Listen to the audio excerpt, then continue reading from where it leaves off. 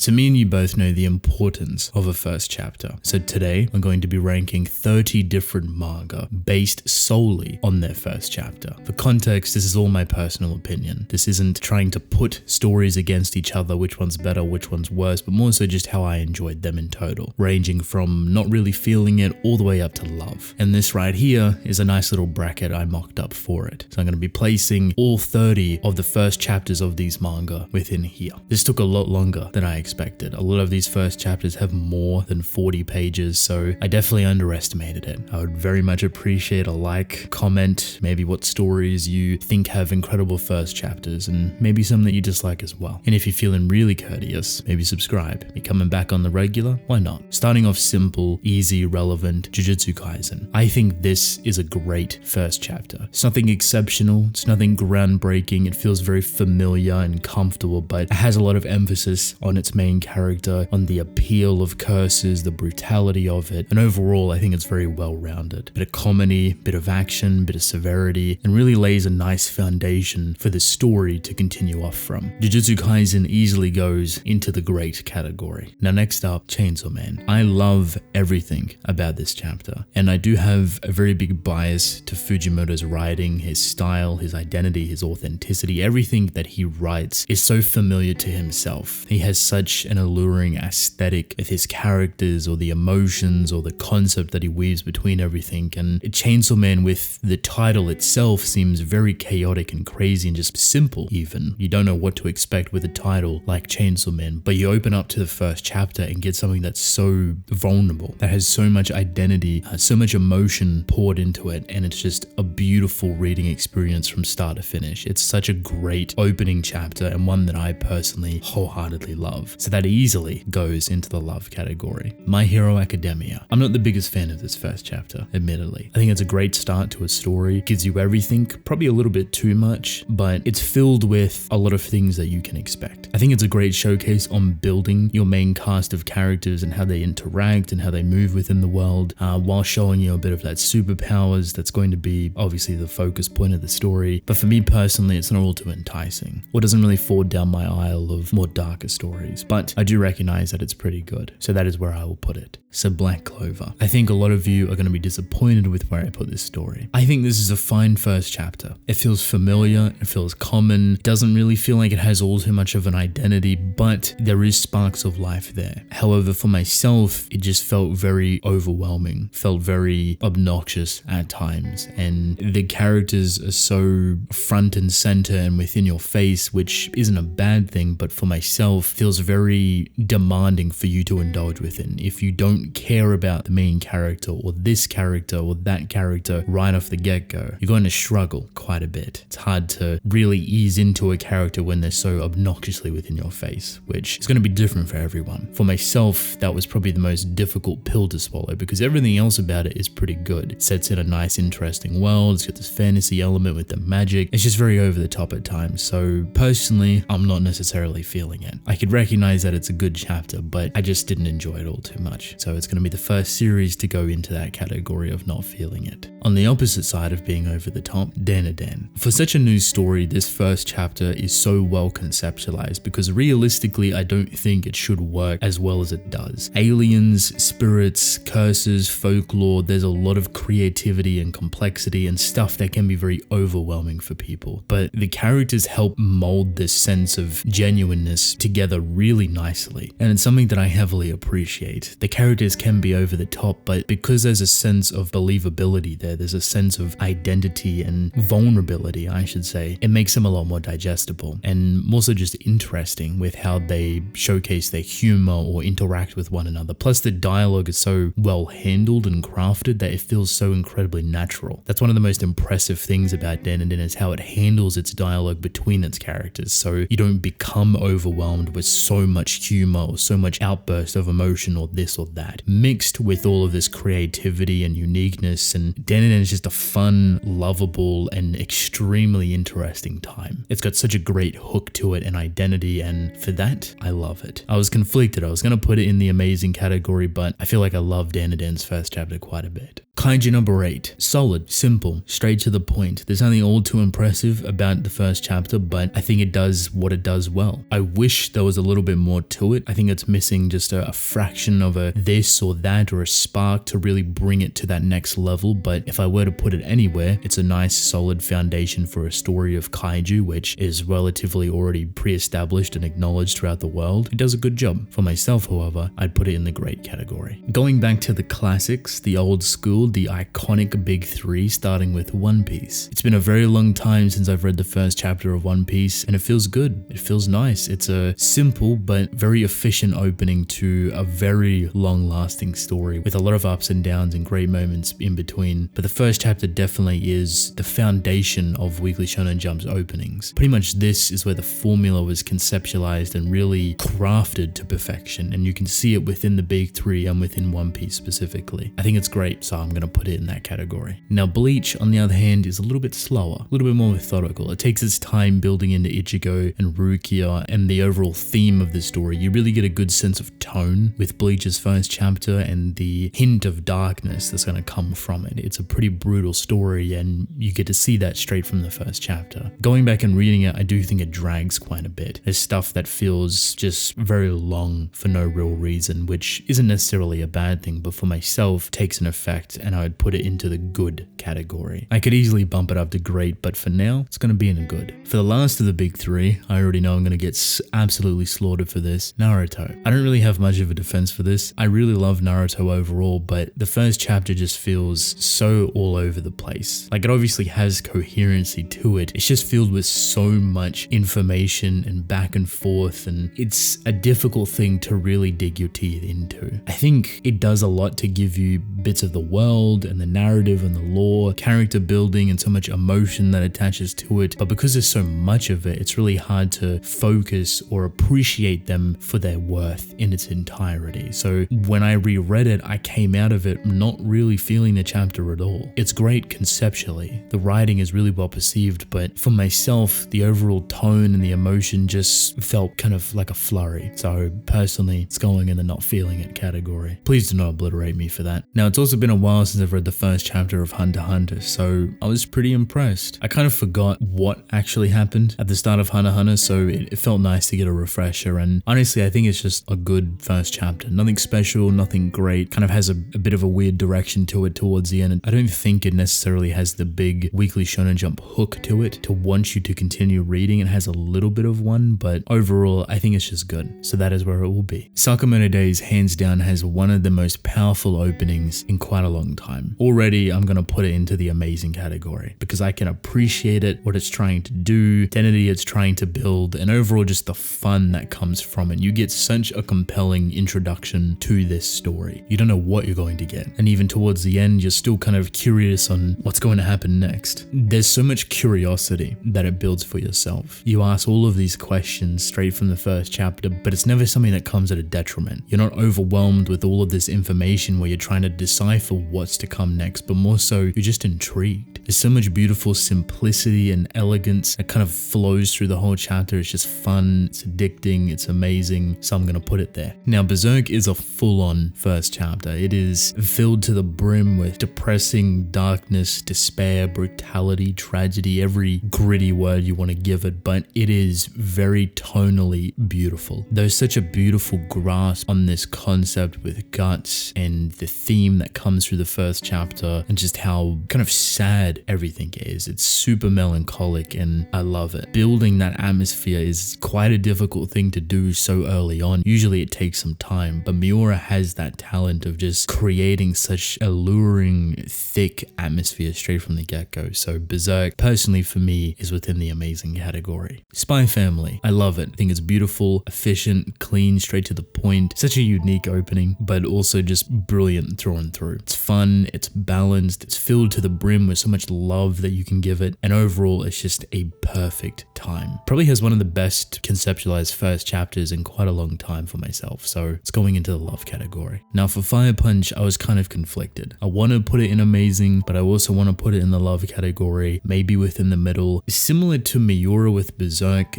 the amount, the tone, and the atmosphere that is being created in Fire Punch's first chapter is impeccable. It is brutal, it is thick, it is mesmerizing, it is sad, it is tragic, it is everything. And this is Fujimoto's first work, so it's rough around the edges, but it's so incredibly well thought of and just heart-wrenching. It takes such a simplistic idea and route for a story and its characters and just turns them into the most traumatic things possible. I think talking about it a little bit more makes me want to put it in the love category. Now it's been a while since I've read a sports series, so it feels nice to go back and read Haikyuu. There's not all too much I could say about this first chapter other than the fact that it is amazing. I think it is just simply an incredible first chapter. It has everything that you want for a sports story, and it's pushed through such lovable characters that feel so unique and alive, people that you are ready to experience a very long journey with. You ended off with such an appealing hook to make you come back for more, and it's perfect, easily putting it within the amazing category. For the halfway point of this list, Tokyo Ghoul. Again, not all too much I can say here other than the fact that I love this first chapter. The intensity, the brutality, the spin that it has towards the end, the acknowledgement of this self-tragedy story. It's beautiful, it's saddening, but it's so incredibly well done. This is the first chapter that I feel like anyone can easily be hooked on because it doesn't give you the answers. You still don't really know what is going on. You don't know what happened to the main character, and it is forcing you to continue to read the story. Ishida always has a great understanding of introductions and luring people with such a unique approach, but never giving you all the answers. Provokes your curiosity a lot, so of course I have to put it in the love category. On the back of that, however, Tokyo Ghoul Re. Technically, this isn't a first chapter of a story because it's the sequel and it's kind of like a part 2, but separated from Tokyo Ghoul. I still wanted to add it, however. I think this is a good first chapter, mostly because it relies very heavily on the ending and the entirety of Tokyo Ghoul for you to really understand. So it's not built in the same way as being just a quote-unquote normal first chapter, but it does give you a pretty solid introduction,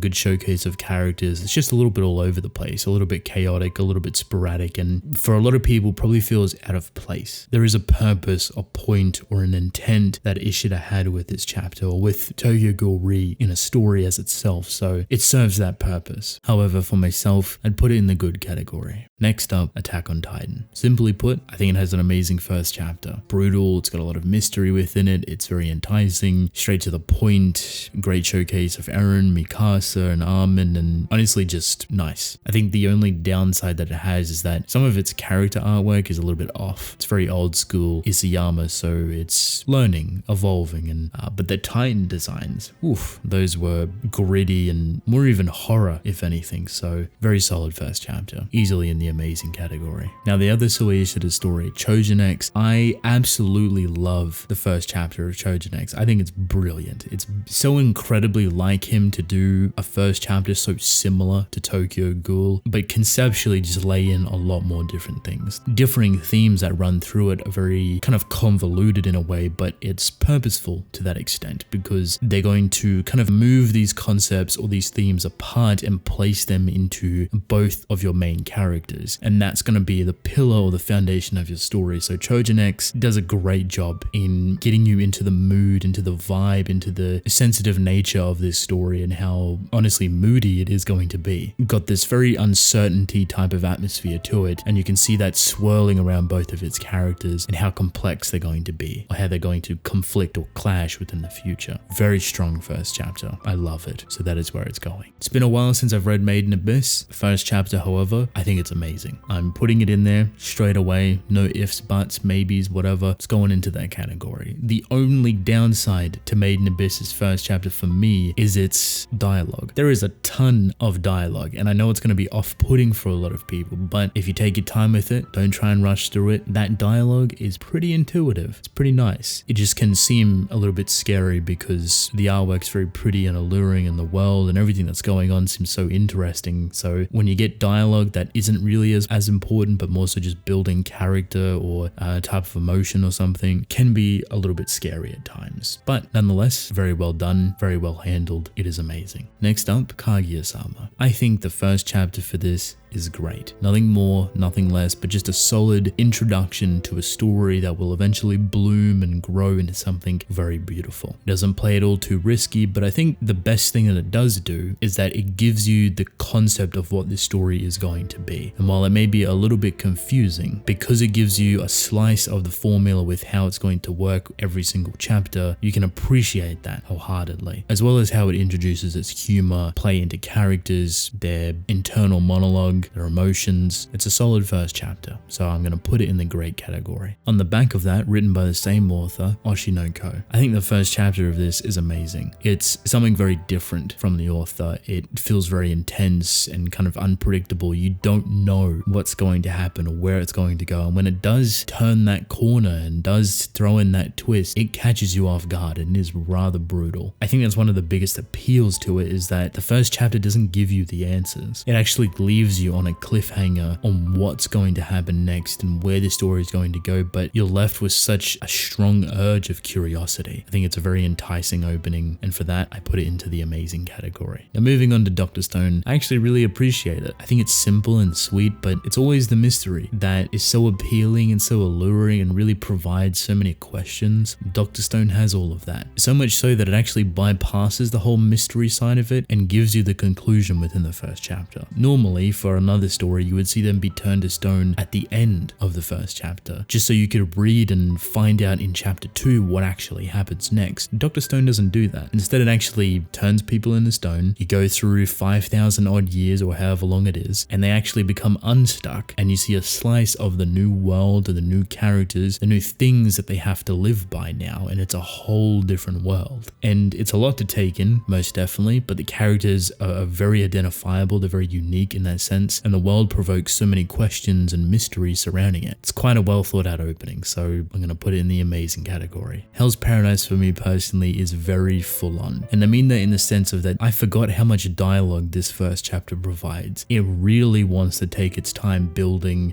the tone of the story, its main character, everything that's going to happen moving forward, and a lot of the time it does seem a little bit dragged out. There's a lot of fluff just to help kind of pace everything a little bit better, which isn't necessarily a bad thing, but overall it can feel maybe a little bit tiring for some people. But in response to it, however, it does create a very concrete tonal structure for its story. So even though the extra steps feel a bit long, they do work overall and has a positive effect in the grand scheme. But you get a lot from this. Enjoyable. I'd put it in the great category, to be honest. Now next, The Promised Neverland. I don't think I need to explain this all too much. If you've read the first chapter, you know how incredibly well paced and organized everything is. I love it. For me, one of the most impressive things, other than the whole twist into the demon aspect of everything, is how unnerving everything feels. You go into it and everything looks friendly and kind and cute and cuddly, but very quickly you see the art shift its tone into something more sinister. And that's when you really kind of click, something's not right here. Something's wrong. What is this? Why are they all children? Why are they all numbered? They kind of look like prisoners, and that builds up this uncertainty. And to me, that handling of it is pristine. Such an incredible first chapter, such a strong, beautiful introduction to a story, and a really great way to get you hooked, especially with how it ends with the demons and the reveal and dark it can actually get. It's very unexpected. So in the love category it goes. Now moving on to happiness. When it comes to vampires, it's kind of difficult to really navigate through it, but I think this first chapter is good. Nothing all too crazy. It's pretty typical of Shuzo's works, where he takes his time to really build up main characters and the theme of the story and the emotion. Usually there's something big in his first chapters, but they're structured very differently to everything else on this list. So he likes to take his time and usually draws it out, or either focuses on something more specific. Happiness for me in this case is a good first chapter. Nothing special, nothing over the top, nothing inherently bad, just good. Flowers of Evil, I think, is pretty great. Similar to Happiness, where it doesn't really focus on all too much other than one specific big thing, but it takes its time. It's a little bit more, I guess, well-rounded in the grand scheme of things, and then ends off with a much more enticing hook that really makes you question where that story is going to go, or what type of story you're even reading. So, in the great category for me. Blood on the Tracks, however, I love it. This is an example of a first chapter not even really having a hook or a big moment. This is Shuzo tapping into how sensitive his characters can be, how simple but scary and eerie and just unsure, uncertain. When you read Blood on the Tracks or of Trail of Blood's first chapter, you don't know what you're getting into. You don't know these characters, but you feel that something is off. To produce that feeling is so incredibly difficult, but Oshimi Shuzo has perfected it in A Trail of Blood / Blood on the Tracks. And his first chapter just feels so eerie, and I love it. I love every moment of it. So that is where it's going. Oyasumi Punpun also going into the love category. Inu Asano has a way with words, a way with emotions, a way with portraying themes that feel so suffocating. This is one of those times. As simple as an opening Oyasumi Punpun's first chapter is, how quickly you can become attached to characters or be affected by how severe his tone and theme of his narratives are is endlessly impressive. And straight from the jump, Punpun provides all of that. So of course, I absolutely love it. And that is the category that I'm going to put it in. And to end it off, the last manga, the 30th manga on this list, Parasyte, old school. This has a special place in my heart. I love this first chapter. It's straight to the point, pretty simple, but builds into such an interesting, mystery, brutal, monster-like / alien-like story, which is crafted by such a unique idea. I'd imagine this would have been kind of revolutionary. Such a unique story for its time period, and when I read it so many years ago, I felt that exact same way, that I had not read a story like it before. For first chapter purposes, I put it in the amazing category. It's pretty well crafted. So that brings us to the end of all 30 manga. This is my ranking. This is my list. A lot of you might not be happy with it. I think with a bit more thought, I could probably move some around here and there, but I'm comfortable with locking it in. If you'd like to rank your own first chapters, or maybe just the ones that you remember out of this list or ones I've talked about, definitely let me know. I'd love to hear your thoughts. What first chapters did you love or hate the most out of all of these 30 different mangas? With that, however, I want to thank you all for watching. Hope you enjoyed. Leave a like and subscribe. I'd greatly appreciate it. Drink plenty of water, and I'll see you within the next one. Goodbye.